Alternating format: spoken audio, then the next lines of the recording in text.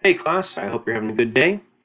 Today I wanted to show you how to kind of use the clone stamp tool, shortcut S, and the spot healing brush tool, which is shortcut J.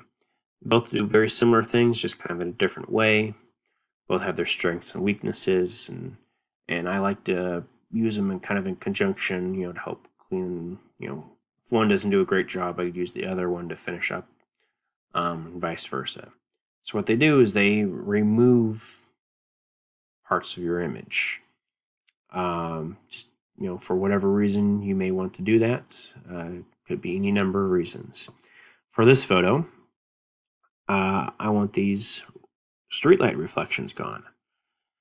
They kind of just make this, the car look a little messy and cluttered, and we want to give it a nice clean look. So, to start off, I'm going to make myself a new layer. I'm going to go and zoom in nice and close.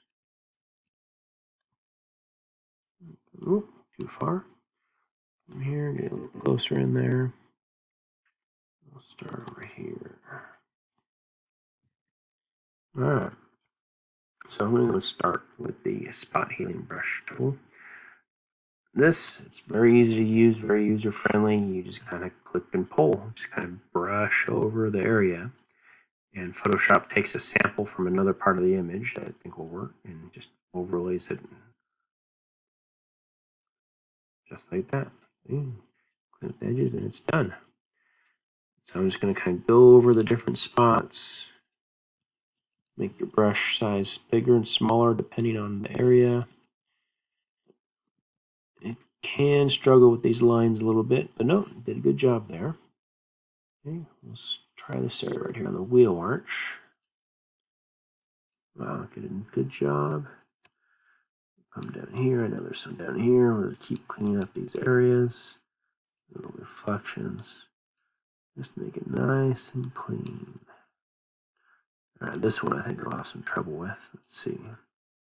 Yeah, see, it can't quite make that a nice transition. So I'm going to go back and I could just go over the result of the spot healing brush with the clone tool, but I'll just do the whole thing, this whole part with the clone tool. And the clone tool, you choose where Photoshop's taking the sample to overlay where you click.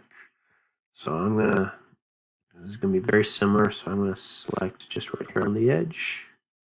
And then click over here on the edge. We're just going to go over it. Oh, my opacity is down to 30, so let's pump that up to 100%. Now we can go, see I messed up on where I put it.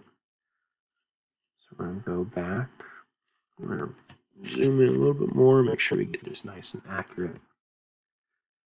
Right there, and right there. Paint over it now. There we go. We'll lower our opacity just to kind of get a smooth transition going in here. Smooth it out. There we go. Just like that. Okay, we'll come get this one down here as well. That's right. There we go.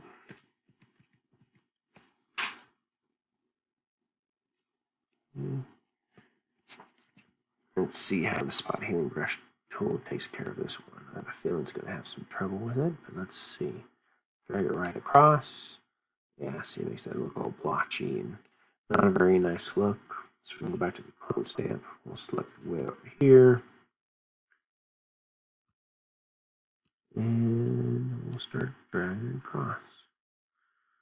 So see, as this little plus sign on the left moves, that's where it's taking the sample from. That's where I clicked. As I go across, it keeps going. There. And there we go, much better. And so, let's see how it's looking. See, it's looking better. Take these middle parts. Go back to our spot healing tool. Take care of that, and we'll just take care of this odd shape reflection in there as well. Come right across. You can see it's not too hard. Some parts can be a little challenging. So it's kind of, and yeah, you just keep going. And now I'm going to show you the finished look. All right, class, so this is what it looks like when all those reflections are removed. Just gives it a nice, clean look. Something that a client or friend or whoever you're photographing for could be happy with. So this is what we started with. And now we're back to here. So you can see I cleaned up stuff over here on the nose, all across this fender, down here, remove that light. Just anything that could be distracting from the car. And this can work for any type of photo. It doesn't have to be a car photo. It could be portraits, landscapes, anything like that. So you could have like a portrait where you didn't, when you were taking the photo, you didn't notice there was a pole sticking out of someone's head from the background. And so you didn't move to the left or right to kind of remove that, to keep that from growing out of their head.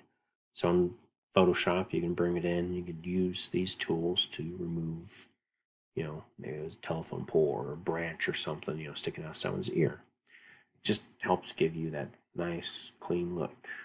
And I hope you learned how to use these and got to practice with them. It takes a little bit of work to get used to how they work, but once you're familiar with it, it becomes a pretty easy and powerful tool for you guys to use.